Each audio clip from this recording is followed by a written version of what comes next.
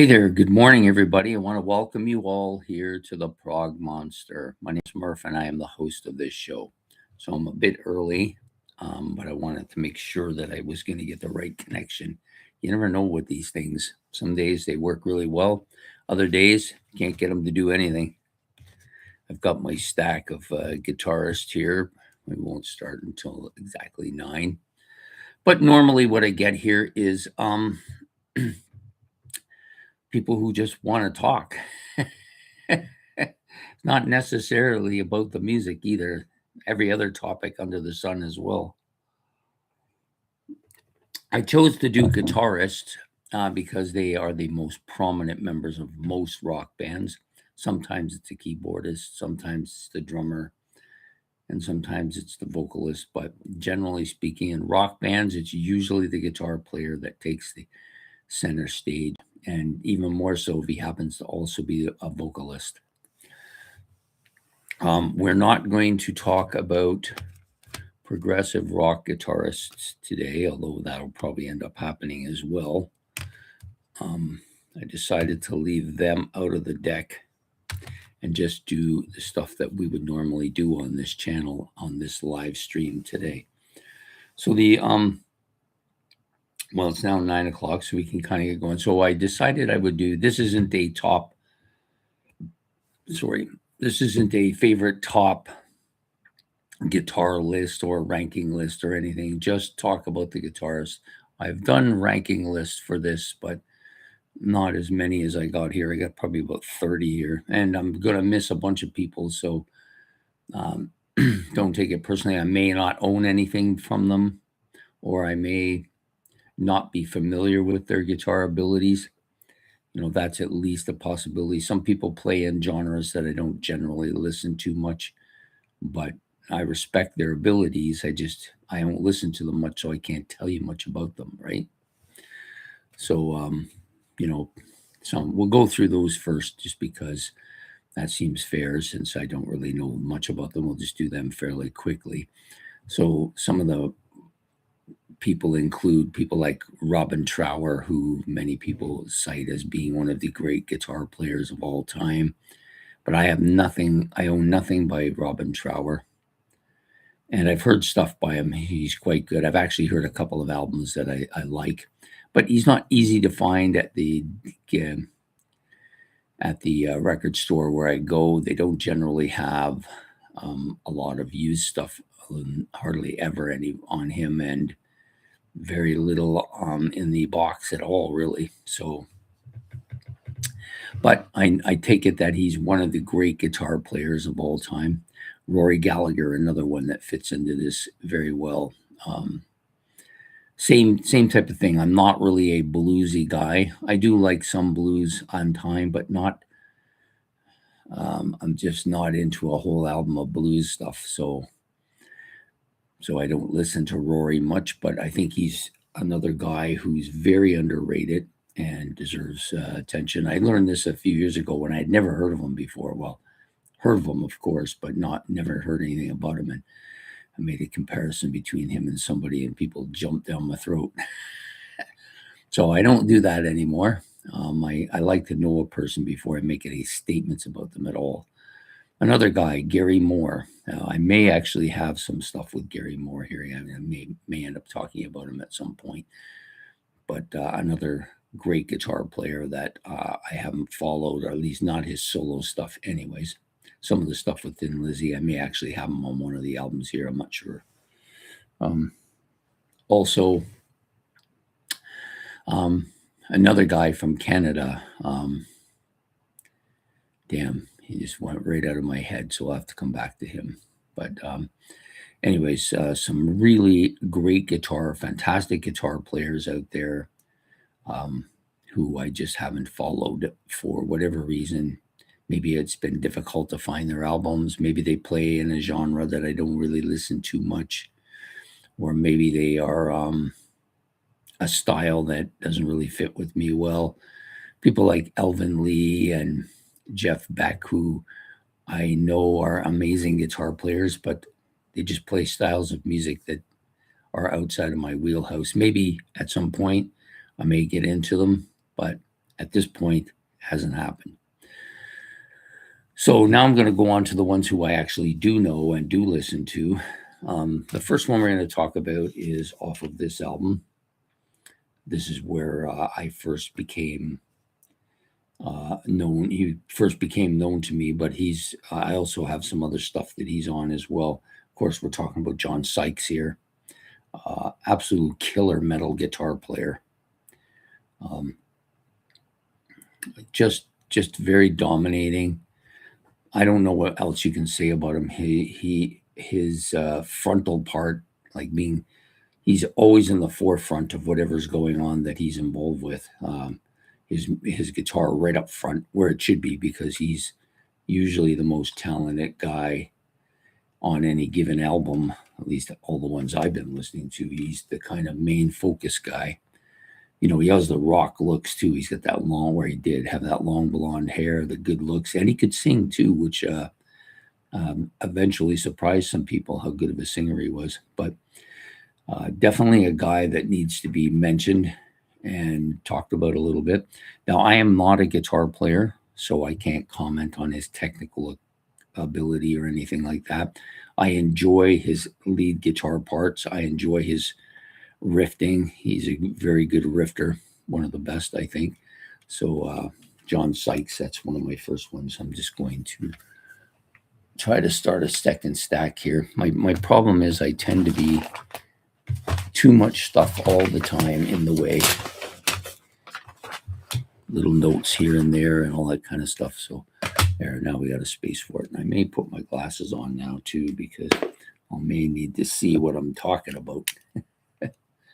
Next up, I'm going to go with the legend himself, Jimi Hendrix. Another guy considered to be the best guitar player of all time. Definitely one of the most innovative and the first to do a lot of stuff that nobody else was doing. And abilities off the charts as well. Could do things with the guitar that other people would just be jaw-dropped by. And not so much on the albums, but more live. He's what I consider a real great live guitar player. Yes, he had difficulty with his instrument because he had to play it upside down. It was tough to tune, all kinds of different reasons. But he could play it, and often when he would do the distortion, it would be stretched out of position and then have to restart it again. And back in those days, when he first came out, having one guitar was a big deal. Having multiple big guitars, not such a big deal. a really big deal. Now it wouldn't have been a problem. He could have had 30 guitars behind him and played them all throughout the day, and maybe they all got to be restrung at the end. But back in the day, you just had the one. So if somebody wasn't willing to tune it, then you're out of tune, and that was it. So Jimi Hendrix, some of the great guitar solos in rock history, the Star Spangled Banner, and just lots of really killer riffing too, like Purple Haze, lots of stuff that, and the guy could sing too. He had a unique voice, a more deeper voice, but I think it stood out immediately. You would know it was him singing, if not by the guitar, then by his voice. Next guy up comes from this band, Uriah Heep. I'm still playing with these guys from the beginning to the end. Mick Box. I always liked Mick Box's guitar style. It's heavy. The lead parts are good, solid, and they fit the music really. And you would think after 50 years he would have gotten it down 100% too. So yeah, so I wanted to mention Mick Box here as one of the great guitar players of his time. Next up, I'm going to go over to Thin Lizzy. Scott Gorham, guy I like quite a bit.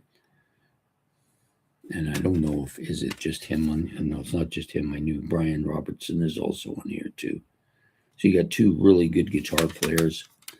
Fit the music very well. That raunchy kind of garage guitar sounding riffs with some fantastic lead parts as well. And you also got guys like Gary Moore who came in and played with them, and John Sykes later on as well.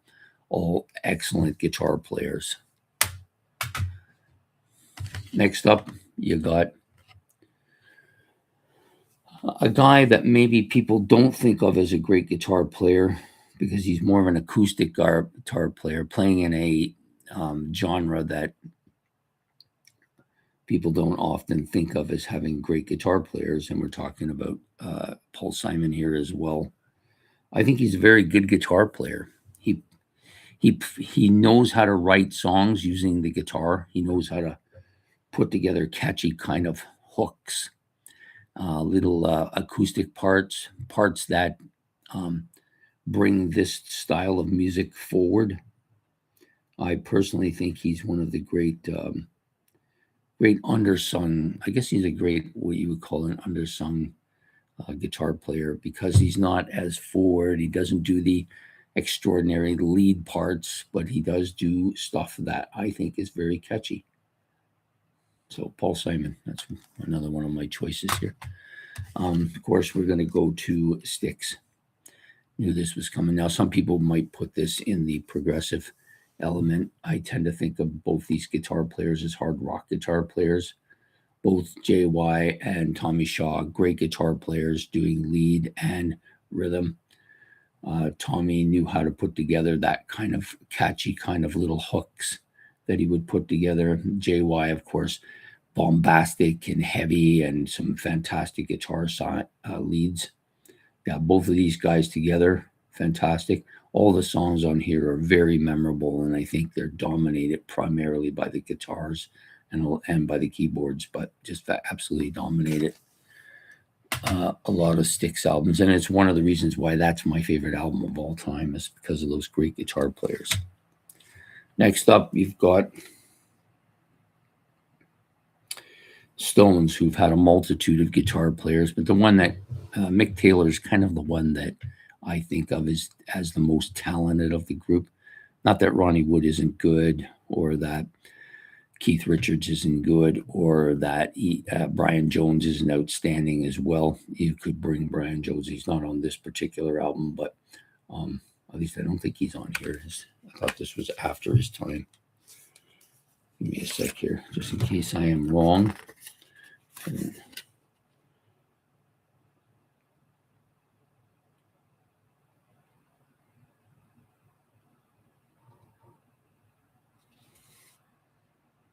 Yeah, it gives a whole bunch of people on here.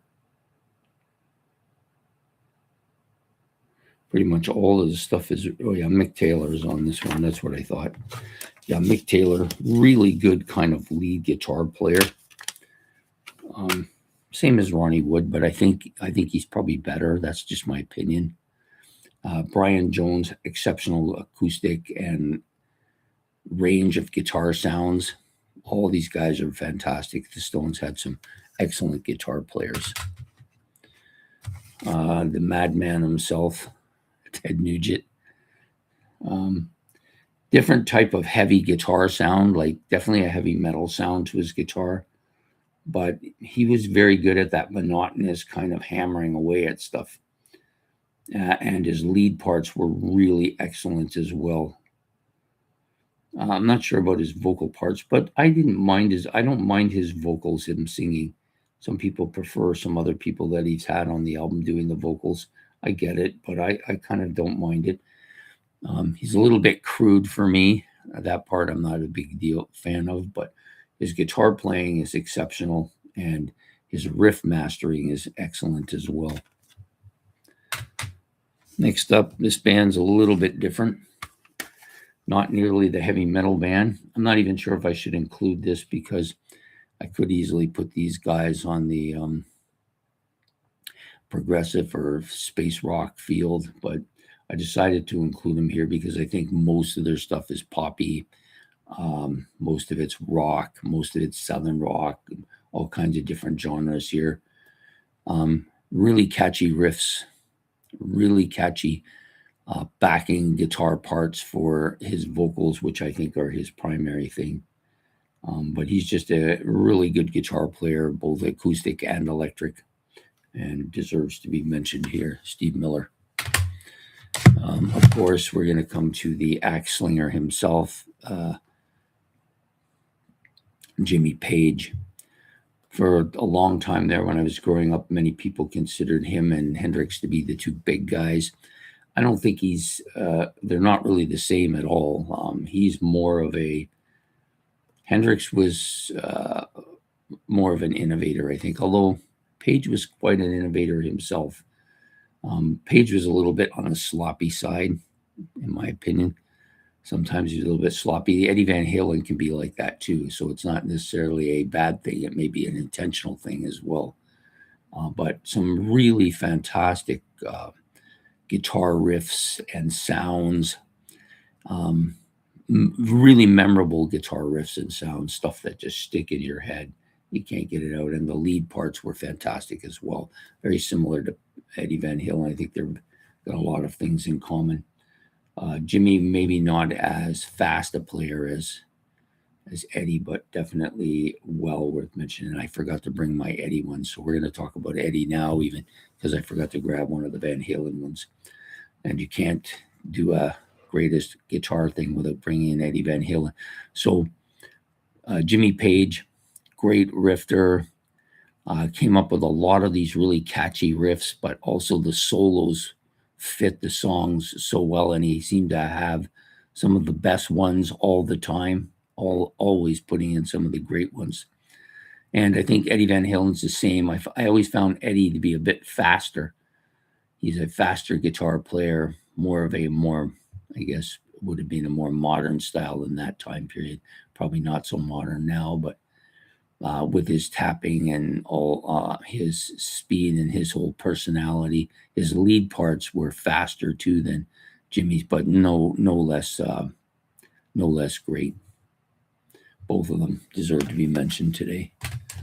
Next is a guy who maybe isn't as great a guy as I once thought he was, but he had some very memorable guitar solos. Ace Frehley, lots of memorable guitar riffs, but the solos were what stood out for me with Ace Frehley. He had some very well put together solos and very iconic sounding guitar solos that fit a lot of the songs that he put together. So, and then he would have some really kind of strange guitar riffs too that were not stuff that you heard from a lot of other people. So Ace Frehley, I included him in there. Next, of course, the twin guys here on Judas Priest. Both really good, worked together well when they did. Great heavy riffs, thundering riffs, but the solos were fantastic too. Both of them soloing, different styles. I prefer Glen Tipton, but KK Downing, definitely a great guitar rifter as well. The two of them together made, I think, Judas Priest sound, along with Rob Halford, made that sound kind of stand out predominantly. Wrote some fantastic tunes as well. Then, of course, if we're going to do one, we have to do the other. From Iron Maiden, you got the Twin Towers here, too, of Dave Murray and Adrian Smith. And then later, Faulkner as well, but pretty much those two were the two. They worked well in tandem too, and their sounds, although there is some difference to them, I always thought of them as being somewhat similar. I never really was focused too much on who was doing what. They were both good. They created a lot of those memorable power metal ballads and power metal driving songs too. It just seemed to be song after song. Iron Maiden, Adrian Smith, and Dave Murray. And then we go to a completely different sound. The twin guys here of Joe Walsh, of course, that kind of gritty, kind of country-ish, kind of rockish guitar soloing, and Don Felder, who also was very smooth, catchy stuff too. And am I right? Is Smith on this album? Smith? Maybe Smith. I don't think maybe he is. Nope, I don't think he is. Oh, maybe he is. There he is. Just want to see.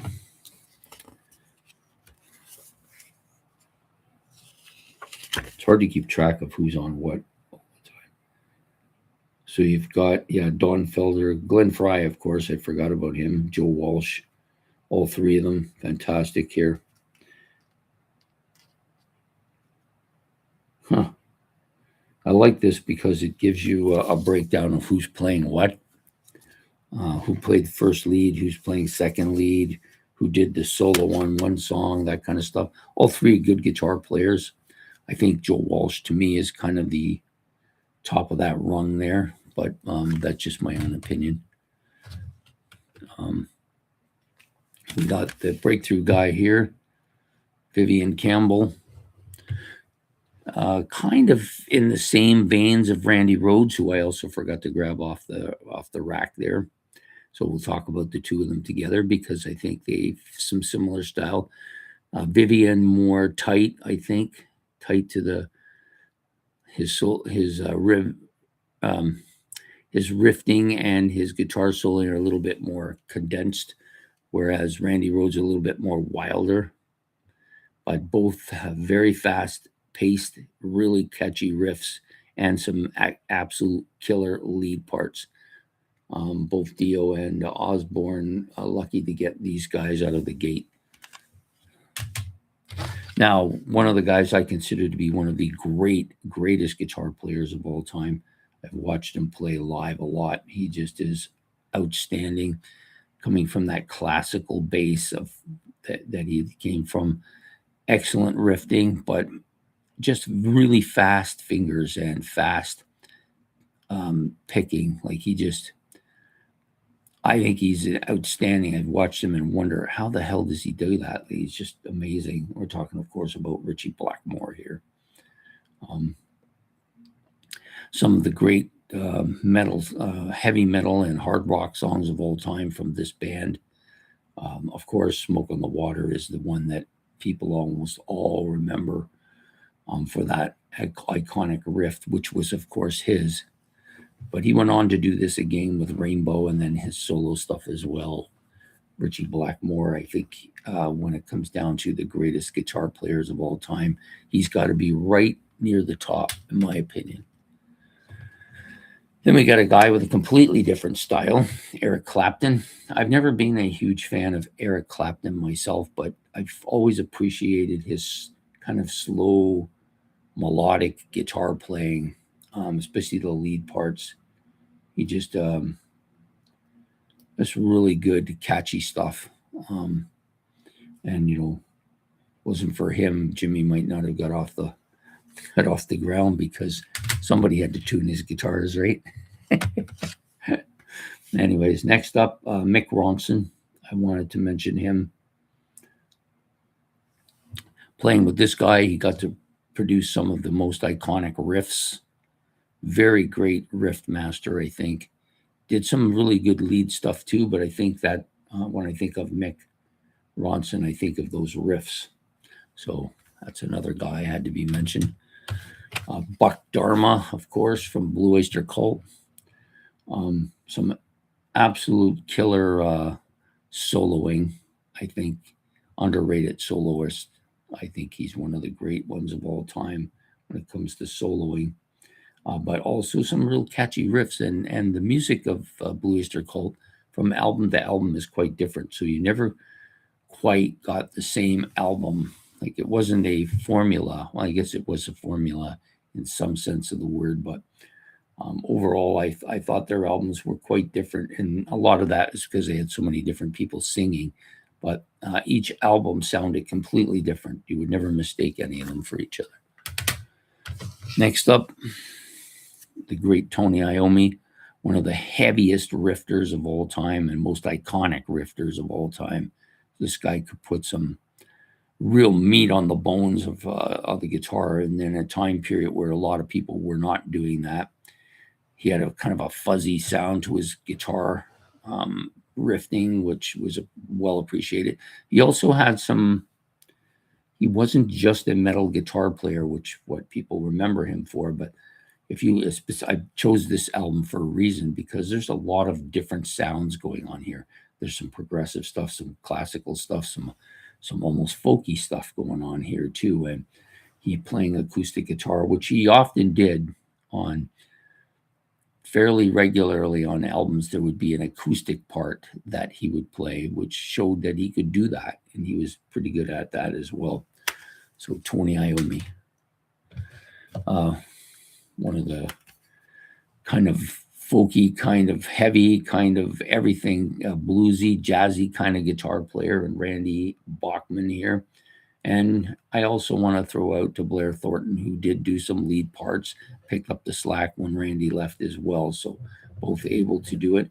Randy Bachman had a special sound to his guitar playing, and just an absolute riff master, one of the great riff masters of all time. I like the fact that he could do that, but also then just do some stuff that was difficult to play as well. So Randy Bachman, so that's my stack. And there's some other people that, of course, I forgot and didn't realize I forgot them until I got to sit here. But the stack could have been twice as high easily. So other guitar players that I think fit into the greatest, so among the greatest of all time. And of course, I'm going to try to avoid the progressive rock ones, because I'm going to do something on Into the Prog verse on that as well. But there's lots of guys out there. I didn't bring in the young brothers from AC/DC. I could have done them as well. I tend to, for whatever reason, think of Malcolm as being the better of the two, mostly because he's the guy who did most of the riffing, and I think AC/DC is outstanding mostly because of those iconic riffs and songs that they put together. Maybe not so much the lead part, which I think Angus was decent at, but I don't think, I always think of Malcolm as being the riff master that he is. Who else did we forget, or who else did I forget, I guess is a good way to put it. There's a ton of people I'm not even thinking of, and I'll think, oh shit, I forgot about him. There's just so many of them, right?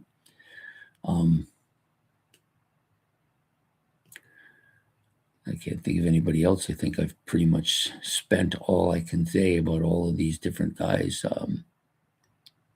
I'm not really as much of a guitar player as I am a drummer, so I tend to look at things through the rhythm section, the beats and stuff like that. I guess that's why the riffing matters more to me than the soloing. There's a lot of, look at Jeff Beck. He's one of the great kind of different style guitar players out there. I didn't mention Frank Zappa. I should have mentioned him for sure. Frank Zappa was a kind of a strange guitar player, because there were some albums where he didn't play much on. He was too busy putting the music together. But an absolute killer guitar player, songwriter, orchestrator, all kinds of different things. I've said this before. I don't follow Frank Zappa. The music is a little bit different for me. Maybe at some point it won't. I'll get into it, but I've always appreciated the fact that I think he's one of two guys in rock music that I consider to be geniuses. I'm real tight with giving that term out. I think it gets overused. People call everybody a genius. I tend to look at it this way, and I'll explain it as simply as I can.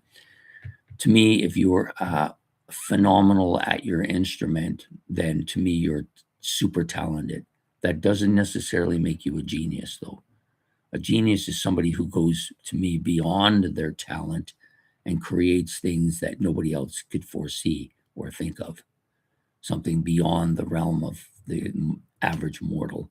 And I think Frank Zappa falls into that category.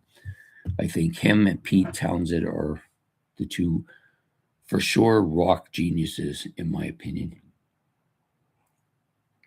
People may say Roger Waters too.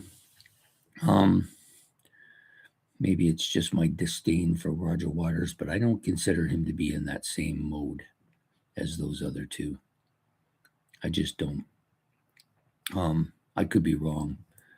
People will try to sell me on it, and I just resist it every time. I don't think of him as that way. People say, well, who else could write The Wall? Well, you're right. Who else could write the Wall? Who else would? I don't think the Wall is as great as people make it out to be either. So that's part of the reason why I don't consider him a genius. Although you can't say that Dark Side of the Moon is not a genius album, because it is. Um, and he was a large part of that, but I think it was a collective. You know, the talents of David Gilmour cannot be understated, or Rick Wright, both very talented musicians. I don't think the Dark Side of the Moon would be what it was without those two. So yeah, I like to give Roger Waters some credit. Maybe he's what we call a near genius, like a hand grenade. It's close enough, right? Anyways, those are basically the guys I think of.